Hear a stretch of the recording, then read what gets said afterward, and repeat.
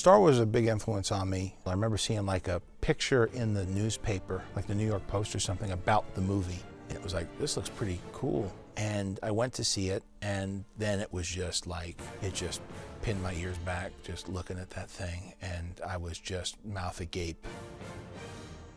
I remember getting a call from my agent saying that Jon Favreau wants to meet you regarding a Star Wars project. And so go and I meet Jon at his office, and he invites me into this room that is basically, you know, corner to corner, covered in story illustrations of this project that he's working on. I think Star Wars is such a part of people's lives, and it's something that they just see now on a regular basis, that when you say George Lucas and he created it, I don't think people give enough full value to what that means. And for my part, you know, joining Lucasfilm, I always respected that. I never felt that Star Wars was something that was mine.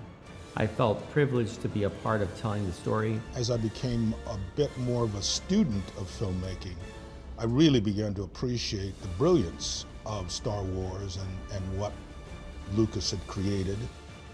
Having seen the screenplay, I immediately had the feeling, yes, there was something of substance there. So this is really good in storytelling, and it has a lot of openings for complete fantasy. There are such universal themes in the Star Wars stories, and ironically, I think people feel that it, you know, despite being fantasy science fiction, it reflects the world we actually live in, its inclusiveness and diversity and conflict, and themes of good against evil.